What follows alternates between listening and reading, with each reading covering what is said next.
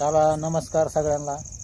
व्यायाम चालू आहे, जरा आज दवाखान्यात गेल्यामुळे व्यायाम व्यायाम फेम नाही. नमस्कार भाऊ बहिणींनो. तो का आल्यापासन हितच हाय. उलसक बरं वाटतंय, जरा ढिल्ल ढिल्ल वाटतंय. खुर्ची आण रे इकडे. अजून गोळ्या नाहीत खाल्लेल्या, इंजेक्शनच दिलेले.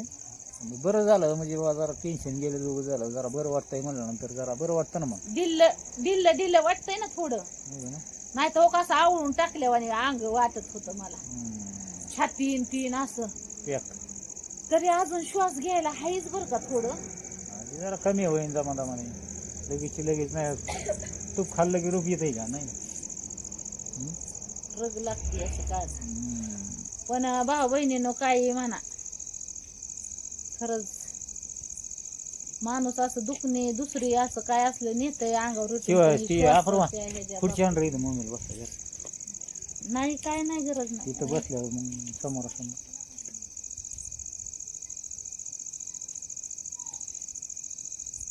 रात्री एवढं तुम्हाला सांगते भावा बहिणींनो, दुखत होतं तरी झंपर शिवलाय मी. हो का होय, कसा शिवलाय चांगला शिवलाय. दाखवते की भावा बहिणींना, तुम्हाला बहिणींना दाखवते, आमच्या बहिणींना.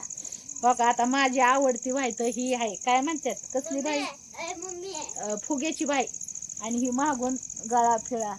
आता हो का ही झालं माझं ढेपस निघाले. चांगला दिसतोय का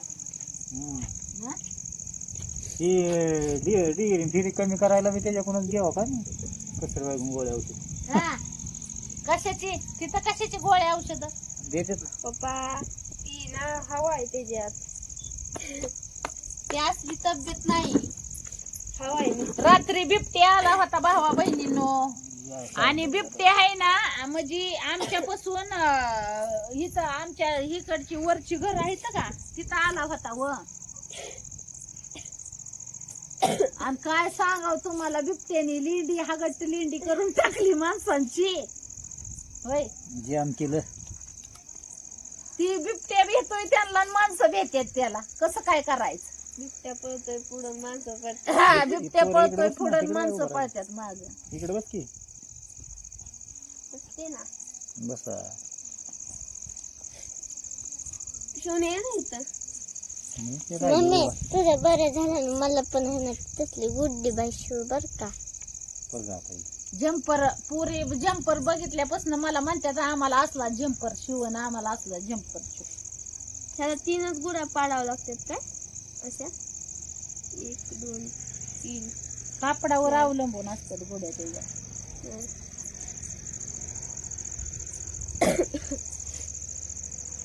आता परफेक्ट टेलरिंग आहे भावा बहिणींनो, काय करता. मी मोहर गेली तरी माया महाग बाया येते, ह्यांना हाताकते ते. आता ह्यांच्या माग लागते ते. कुठे गेली पुनम ताई कुठे गेली. आता मी घरात आल्यापासून मी घरात गेलीच नाही, खरं सांगते मी तुम्हाला. का गेली या मला लय पाहुणं होतं. दादाची बायको, आता दादाची बायको आली होती, दादाची आई आली होती, परत त्यांचे दादाच्या आईचे मिस्टर देवपुळे पाहुणं, परत आमचे मिस्टर. आता आमचे मिस्टर जरा सकाळपासून टेन्शन मध्ये आता माझ्यासाठी आहे, पण आता जरा वाढू झालं, हसून आपलं बोलणं चाललं, बोलायला लागलं की असं दम छाडल्यावर होतोय.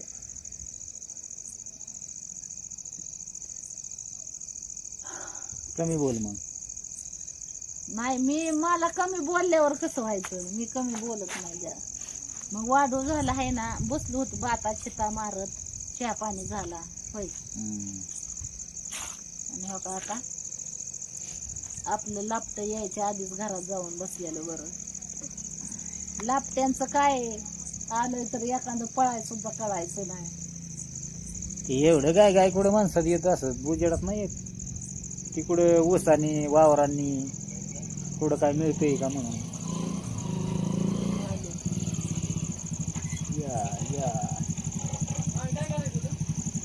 अरे ती ग्रिलच हे करायचंय, ग्रिल त्या ह्याला आहे ना पोर्चला ग्रिल करायचंय. काय माहिती का भावा न मधीच ती आपलं काय ते कोणती आली माणसं, फिटर लोक, ग्रिल वाली ग्रिल ते ग्रिल घराला करून घ्यायचंय ना, त्याच्यामुळं ती म्हणलं वा मोजमाप ती सांगावं लागलं ना, म्हणजे किती खर्च येईल काय होईल. मग त्याच्यामुळं आपला तिथं टायमिंग गेला ना, बस नाही. बराच वेळ गेला. हा बरं आज कोण कोण शिलाई मशनीवाले आलते, कोणी काय काय ठेवलं, गठुडं लिहिलं का नाही त्याच्यावर नाव ठेवून. हा पुरी सांगत नाही त्या जम्पर बाया जर ठेवून गेल्या तर कोण नाव त्याच्यावर लिहून ठेवायची. राहिलंच नाही लक्षात माझ्या. हा? आणि मग परत काय मला मी हुडकत बसायचं आणि मी कोणाचं सांगावं म्हणायचं ती. पण सांगितलं ना त्या दिवशी नाव मी तुला. नाव लिहिलं का त्या दिवशी तो त्याच्यावर सांगितलं तुला लिहायला. आणि आज कोण आलं होतं त्यांची नावं टिपली का? हा पिशवीवर. मिशनीचं काम नवरा तर करूच दे ना भाऊ बहिणीनो. काय मग टेन्शन वाढतंय मध्येच. इथं 10 रुपये कामाचे तिकडं 100 रुपये घालवायचे, कसं परवडत मग ती. त्याच्यापेक्षा आपलं काय आहे भावांना बहिणी माहिती का, जे आपलं सोपं काम असतं ते केलेलं परवडत. ही आता कोणतं खाली मान सोपं घालून आहे? हे असं खाली मान घालूनच काम येतं आणि त्याच्यामुळं जास्त त्रास होतोय ते. सोपं काम कोणचं आहे तुम्ही सांगा मग मी करन. आयो हा? सगळी अवघडच काम आहे कोणती तरी काम असं. नाही तुमच्या ह्याच्यात असलं कोणचं सोपं तर सांगा मी करते. मी केव्हा नाही म्हणलंय तेव्हा.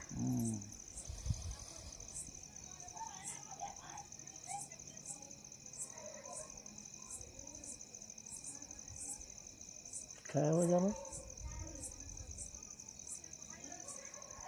काय माहिती. असं बाहेर बसलं ना की अंधार ग्रुप, म्हणजे इथं हाय उजेड तेवढाच उजेड दिसतोय, बाकीकडे सगळा अंधार ग्रुप. तरी आपल्या दारात मोठा भाऊ बहिणीनो होले जंग लावलाय हा म्हणून तरी दिसती वस्ती. नाही तर आमच्या वस्तीची लोक तर आहे ना दारात बल लावाय सुद्धा त्यांना भ्या वाटतं या. काय सांगावं, तर आपल्या दारात सुद्धा बल लावित नाही तर अंधार गुडूप. पण इथं चवा लय उजेड असतो, आपल्या दारातच तेवढा असं जास्त उजेड आहे. लांबवर दिसतं फार.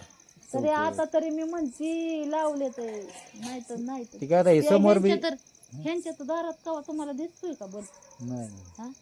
त्यांना तर काय बल आणून टाकायचं सुद्धा भेव वाटते का काय कोणास ठाऊक बाई. आता हो का समोर इथं बल्ब बसलेला आहे ग्रामपंचायतीने, है ना. प्रत्येक बाई इथं खांबावर बल्ब बसलेलं आहे, त्याच्यामुळे तरी जरा आता जास्त उजेड झालाय वस्तीवर इथं. नाही तर पहिल्याने अजिबात नव्हता एवढाच. म्हणजे होलेजंग लावलाय ना आपण, एवढाच फोकस पडायचा इथं फक्त. अख्ख्या वस्ती एवढीच लाईट होती इथं. नाही तर बाकीच्या घरी सगळी बारखाली बल्ब बसली एवढे उडले, आणि त्यांनी किती उजेड पडायचा आहे नेमका. हा मग काय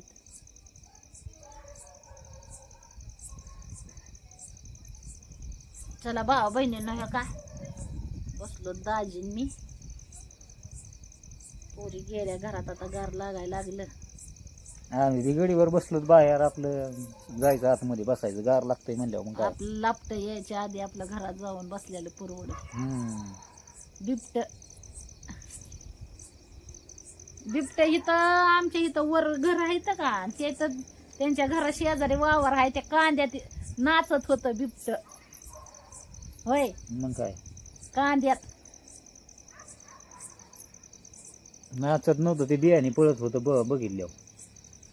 पण पळत होतं की त्याच. हा मग पळणारच ना भिवून. आता मग ते पडून जर 2-4 माणसं नंतर पडल्यानंतर ते भिवून पळणारच. एकटा माणूस असल्यावर मग कस काय भिन अटॅक करीन ना ते समोरच्या माणसावर. काय चौकडच वातावरण असं झालंय, चौकडच बिबट्या सुटल्यात. आणि शेतकरी लोकांचं तर रात्रीचं बारण्याचं जायचं बी काय अवघड झालं. हो ज्या घराजवळ शेती आहे, ऊस फिस आहे, त्यांना तर किती बी आहे. अंधार पडला की घरातून बाहेर निघायचं जरा मुश्किल झालेलं आहे सध्याच्याला. कुठे गेला होतो आम्ही? तिथंच बसला असतो पुढे गेला. हो आम्हाला काय तकलीफ व्हायला लागली भाऊ बहिणी, काय कळना झालं.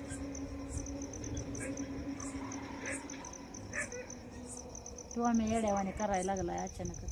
काहीतरी खाल्लंय त्यांनी, त्यामुळेच करायला लागलाय.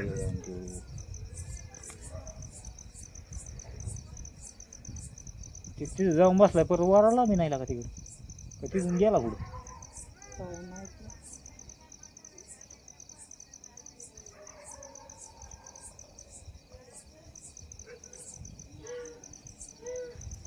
चला मग भाऊ बहिणींनो बघू आता काय होतंय ती ह्याच काय म्हणतात काय नाही दाजीच्या कामाचं बी जरा कसं आहे भोलेनाथ पावला तसं भोलेनाथ आपल्या बऱ्यावर आहे. दाजीच्या कामाचं बी ठिकाण लागलंय ती टेन्शन मिटलेलं आहे.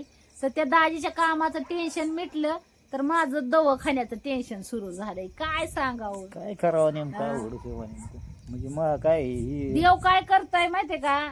आता माझा देव माझ्यासाठी खरं म्हणलं तर खरंच माझा भोलेनाथावर माझा पूर्ण विश्वास आहे की जीवनात संकट येतात बी आणि त्या संकटाचं काय म्हणतात सामना करायची ताकद बी देतो देव मला.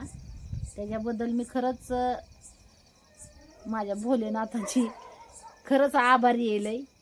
आणि तुम्हाला सांगते हो का आनंदाची बातमी बी दिली. काम दाजीचं आता इतक्या दिवस 2-4 दिवस झालं दाजीचं काम दाजीला काम बी मिळालं नाही असं नाही. आणि जी दाजीला जी पाहिजे तीच मिळालं. हा आणि विषय काय झालाय माहितीये का माझी तब्येत बिघडली हो. आणि अचानक आता मला बरं वाटतंय थोडस. इंजेक्शन घेऊन आली टोचून गोळ्या औषधं घेऊन आली पण गोळ्या खाल्ल्यावर अजून बरं वाटेल असा अंदाज आहे. पण बघू आता.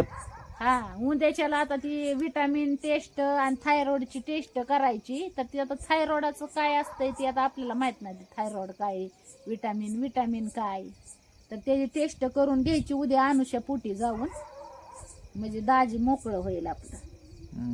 आहे ना. मग काय तर आपलं मनातली शंका काढली जरा बरं वाटलं तर मग जरा दाजीला बी म्हणजे कामाला जायला बरं वाटत ना. नाही तर ही घरचं टेन्शन कामावर मन लागा ना काय व्हायना म्हणजे असं होणार मग नेमकं.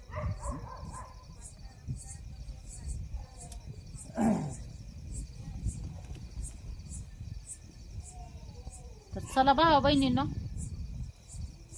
बाय बाय करते सगळ्यांना आता.